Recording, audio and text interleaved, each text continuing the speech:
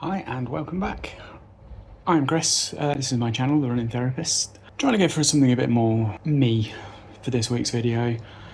I think a little bit nervous for the first two, so I'm trying to be a bit more natural, so it's not really planned. I've got a rough idea of what I want to talk about, and for this one I was going to talk about trainers and my running shoe rotation and show off what I have, but also wanted to touch on how expensive running gear can be. Trainers in particular are very pricey, but equally very worthwhile. Certainly in my experience, I think you can get a lot from a good pair of trainers. Obviously the expense that it carries isn't suitable for everybody. I think it's one of those common misconceptions that running is a very cheap sport, but I really don't think it is. Obviously there is way more expensive sports, don't get me wrong. I think the actual execution of running itself is great.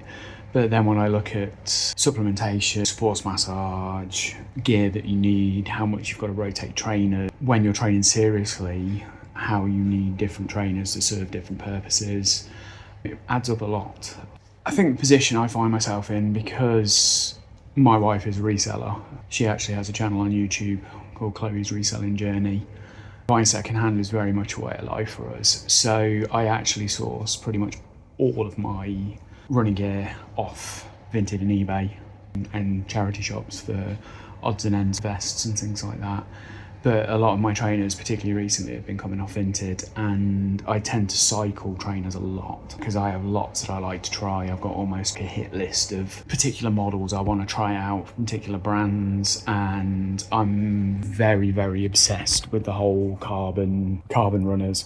Obviously, I'm going to show, whilst I'm talking, my collection of shoes, and I have things like more Nikes than actually anything else at the minute, because I've got Zoomfly 6, Vaporfly 3, Vaporfly 4, Alphafly 3. I've got some Hoka Skyward X, which are quite a peculiar one because they're quite heavy for carbons, but I find those absolutely brilliant when I'm doing stroller runs because they give you that a little bit more propel, but being heavier, it means that I've got to take my time a little bit more when I'm running, which is an important part of the stroller runs because that's what I use as a recovery run.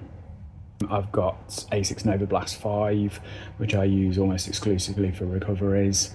New ones into my rotation, I've got some Adios Pro 4. I had the Pro 3 before and I really like those, but unfortunately they were slightly too big, so I had to drop those. My main plan is to decide whether or not I want to run with the Adios 4 or the Alphafly 3 as my main race shoe, so I'm kind of trying them both out at the minute. Almost alternating long runs is the main goal.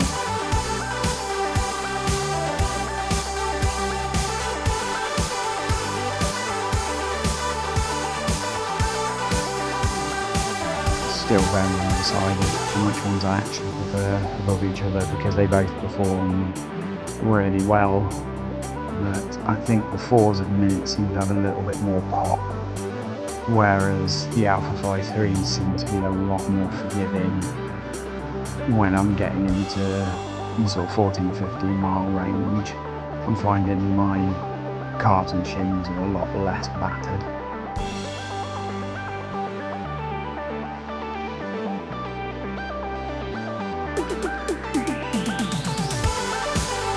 Both exceptional trainers though. The other things I would consider would be something along the Asics Meta Speed range.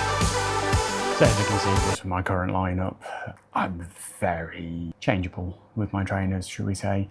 I've had absolutely loads of other trainers that have ran through. So I've tried Asics Metaspeed Sky Paris, Metaspeed Edge Paris. I've had some of the older Metaspeed Asics. I've had Brooks Hyperion Elite. I had some Endorphin Pro 3 at one point. I'm pretty much working my way through most brands because, as I said, I really like trying all these different trainers out.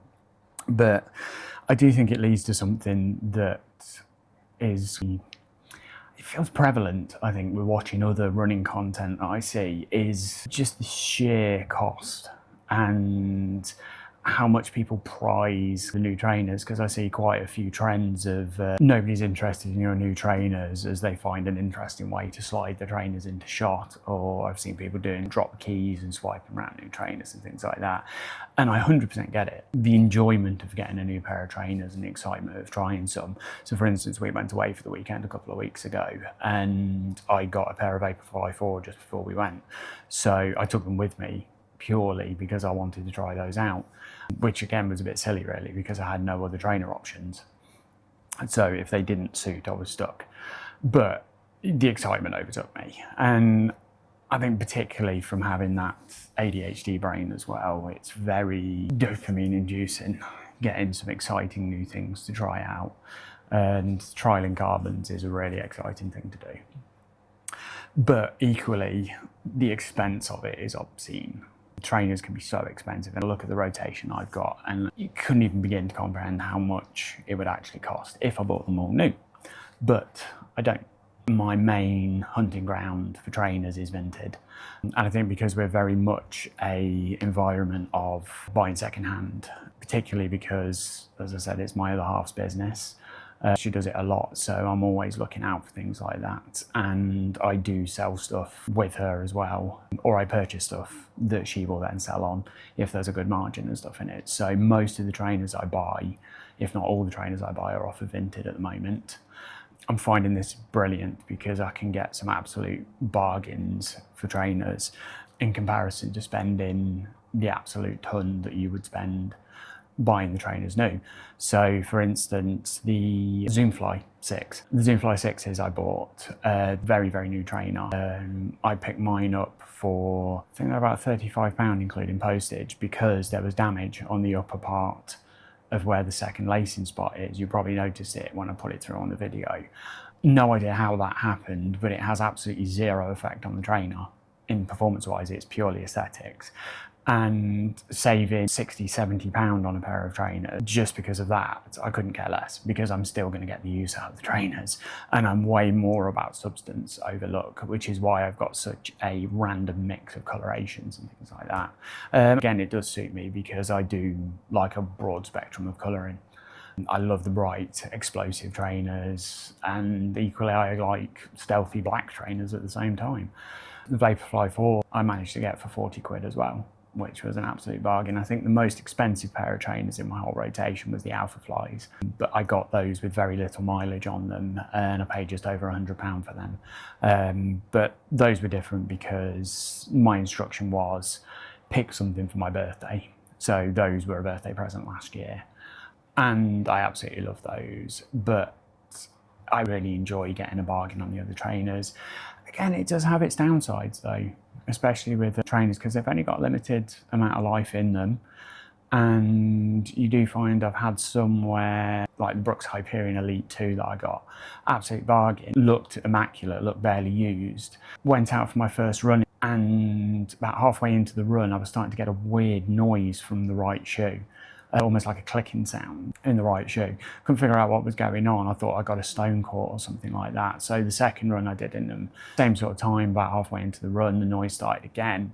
So when I got home, I did a proper flex through them, realised the carbon plate had snapped, or partially snapped at the front, and the clicking was actually the plate cracking as it was running. So unfortunately I had to bin those because they're not going to work properly, and I didn't want them to obviously affect my legs. Strangely, bouncing from one carbon model to another has had very little impact in a muscular sense. I think I've adapted to them all very quickly. They've become very comfy quickly, and the extra pace you get from them is phenomenal. Out of all the trainers in my rotation, the one that I've struggled to adapt to the most, that actually took a good few goes, was actually the Nova Blast. And I think because they are recovery trainers, because they are so soft and shock absorbent, you cannot run hard in them. You've got to really bring your stride length back.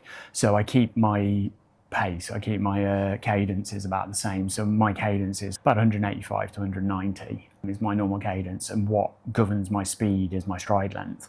So when I'm running at a recovery pace, when I'm running at an easy pace, my stride length's about 0.98 of a metre. to a metre. When I'm running at threshold pace, for instance, so the opposite end of the scale, if I'm getting up into my 6 minute to 6:30 pace, my stride length goes to something like 1.15 to 1.2 at the same cadence. So I get a much faster turnover but bigger flight time, if you will. And I think the Nova Blast just cannot cope with that. And it really set my hips and calves and the outside of my quads off.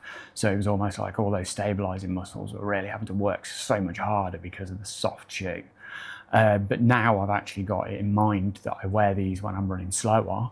So when I'm into that 30 to 9:30 minute mile bracket, they are an absolute pleasure to run in now. So I've been out in those today because they're my best for recovery runs. Yeah, so that kind of wraps up the video ready for this week. Something I might touch on again later because, as I say, I buy a lot of second-hand trainers anyway, so there's no doubt something else is going to creep into my rotation soon. I'll get the urge for something else. I might talk a little bit more about my other gear, clothing-wise, because again, I still source a lot of that off of Vinted as well. It's been more of an interesting one. Hopefully it feels a bit more natural, and it's took a little bit longer to get out than I'm previously planning, but I'm going to get into a better routine. I've just got to settle myself down really and get to it. So drop some comments, please subscribe if you're not already. Really appreciate it. It'd be nice to actually stimulate some people to take up running maybe and realise that you don't have to spend a fortune to do it. Obviously any questions on particularly how I source or where I source from, and definitely check out my other half's channel, which is Chloe's Reselling Journey. She's got loads of stuff on there about where she sources and how, which is all good. And thanks for joining me.